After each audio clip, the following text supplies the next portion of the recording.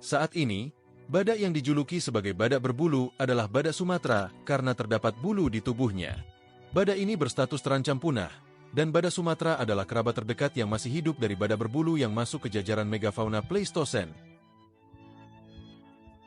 yaitu Cholodonta, atau lebih dikenal sebagai badak berbulu prasejarah.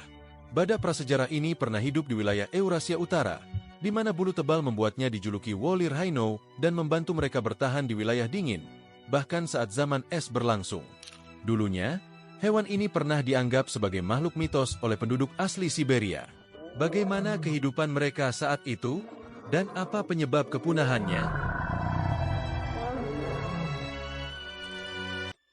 Bagi penduduk Eurasia, mereka telah menemukan sisa-sisa dari Wolir Rhino atau badak berbulu jauh sebelum hewan ini dideskripsikan secara ilmiah.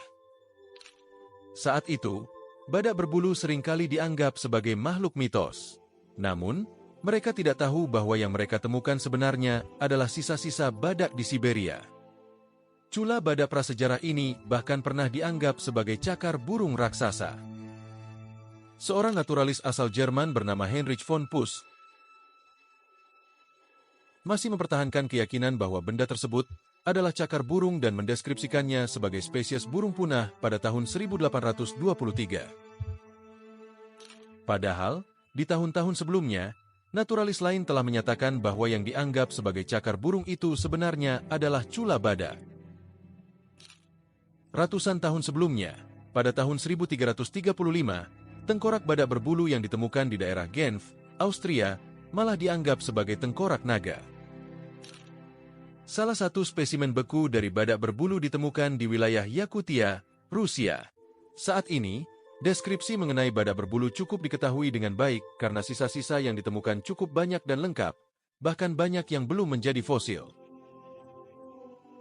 Hal ini juga didukung oleh fakta bahwa sebagian besar tempat penemuannya merupakan wilayah dingin, sehingga sisa-sisa hewan tersebut dapat terawetkan dengan baik, termasuk jaringan lunak hingga mumi yang sudah beberapa kali ditemukan. Kasus ini juga mirip dengan mamut berbulu. Untuk pembahasan lebih lanjut tentang mamut, kalian bisa menontonnya di video ini. Saat ini, badak berbulu diklasifikasikan ke dalam genus Cholodonta. Nama ini berasal dari bahasa Yunani koilia, yang berarti gigi berlubang, merujuk pada lekukan dalam pada geraham mereka. Bentuk gigi adalah salah satu cara yang cukup umum digunakan untuk membedakan spesies mamalia berkuku ganjil maupun berkuku genap. Beberapa spesies dari genus Cholodonta antara lain Cholodonta tibetana, yang berasal dari Himalaya Barat, Cholodonta tologoigensis, yang ditemukan di Siberia dan Mongolia, Cholodonta nihanensis, spesimen yang ditemukan di Tiongkok dan diajukan sebagai spesies baru, Cholodonta antiquitatis, yang paling dikenal dan ditemukan di sepanjang Eurasia Utara. Secara evolusi, saat ini kerabat terdekat badak berbulu yang masih hidup adalah badak Sumatera. Badak berbulu memiliki panjang sekitar 3,2 hingga 3,6 meter, dengan tinggi 1,4 hingga 1,6 meter dari bahu, serta berat sekitar 1,5 hingga 2 ton. Tengkorak dan tubuh badak prasejarah ini lebih panjang dibandingkan badak modern, sehingga posisi kepalanya cenderung miring ke bawah. Coba kalian lihat tulang punggungnya. Tulang ini bukan layar seperti pada Spinosaurus, melainkan merupakan punuk tempat otot dan lemak tersimpan. Punuk ini berfungsi sebagai adaptasi untuk menopang cula depan yang besar dan sebagai cadangan lemak yang membantu mereka bertahan di lingkungan dingin. Adaptasi serupa juga dapat kita lihat pada bison. Berbicara mengenai cula badak berbulu, baik jantan maupun betina sama-sama memiliki cula yang terbuat dari keratin. Namun, kemungkinan besar cula pada jantan lebih panjang. Cula depan badak berbulu memiliki panjang sekitar 1 hingga 1,3 meter, sedangkan cula belakangnya sekitar 47 cm. Badak berbulu merupakan salah satu megafauna yang deskripsinya cukup jelas. Namun, bagaimana sebenarnya kehidupan mereka saat itu?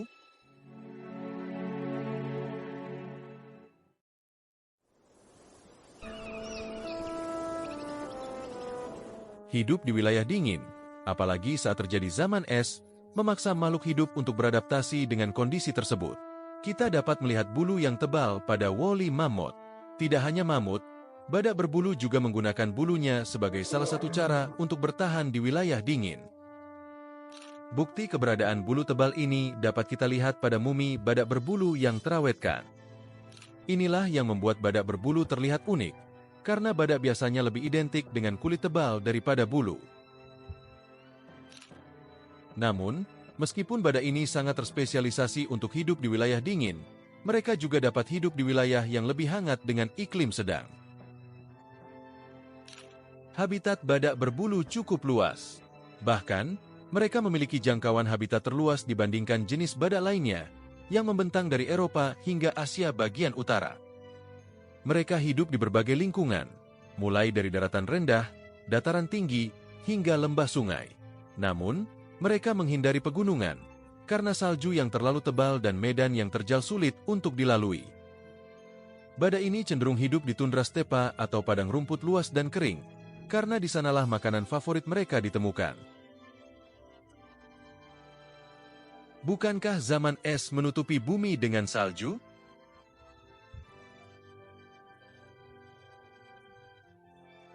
Sebenarnya, zaman es bukan berarti seluruh bumi tertutup salju sepanjang tahun. Di zaman es, tetap ada musim panas dan musim dingin yang silih berganti. Mungkin kita bisa membahas lebih lanjut tentang apa itu zaman es, terutama zaman es terakhir di periode Pleistosen, di video terpisah. Di masa itu, badak berbulu hidup berdampingan dengan megafauna herbivora lain, seperti woolly mammoth, rusa raksasa, kijang saiga, bison, dan spesies badak lainnya, yaitu Stephanorhinus dan Elasmotherium. Seperti semua jenis badak lainnya, badak berbulu adalah herbivora, di mana sebagian besar makanannya adalah rumput. Inilah alasan mengapa badak berbulu lebih menyukai padang rumput dan sangat bergantung pada ekosistem tersebut. Selain rumput, badak berbulu juga memakan tumbuhan berkayu, bunga, dan lumut. Sebuah studi yang diterbitkan pada tahun 2010 yang menggunakan analisis isotop pada cula badak, menunjukkan bahwa badak prasejarah ini memiliki pola makan musiman. Musim panas memakan rumput, musim dingin memakan semak dan dahan. Karena rumput lebih sulit ditemukan akibat tertutup salju. Berapa lama badak berbulu hidup? Riwayat hidup badak berbulu mirip dengan badak modern.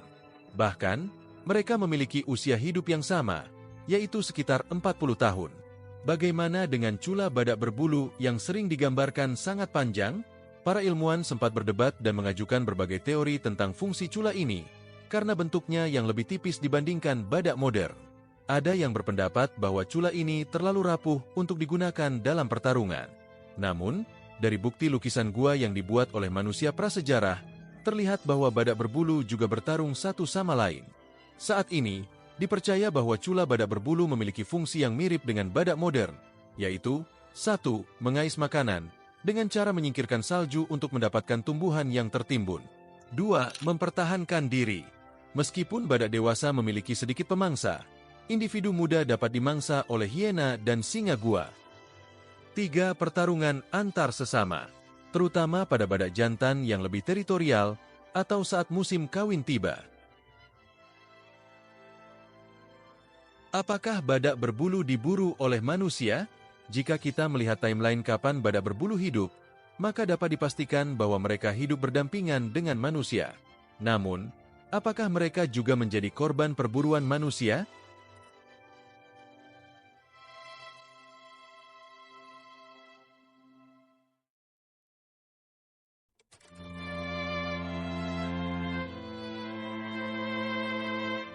Untuk menjawab ini, kita bisa melihat bukti-bukti dari seni zaman es, seperti lukisan gua. Walaupun dalam lukisan gua penggambaran badak berbulu tidak sesering mamut, bison, atau kuda, tetap ada beberapa temuan yang menunjukkan keberadaannya.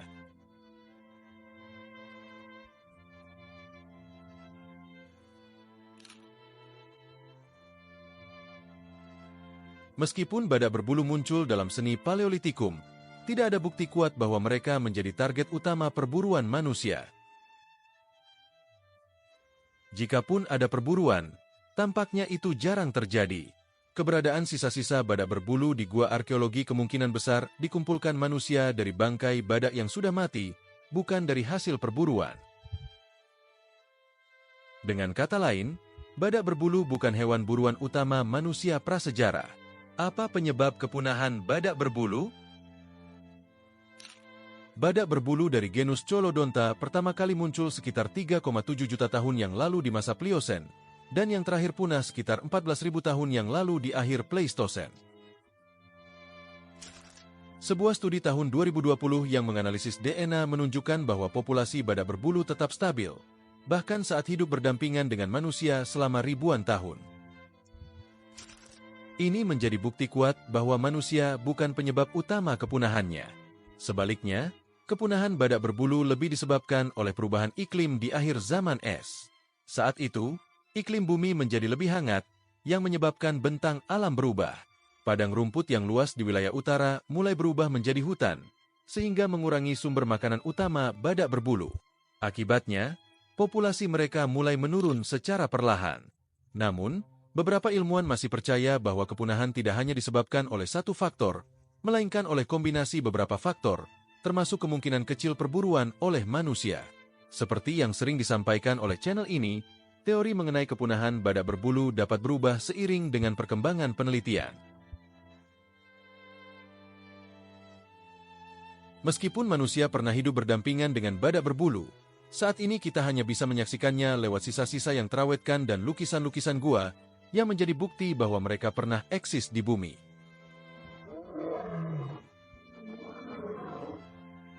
Terima kasih. Sekian dulu video kali ini.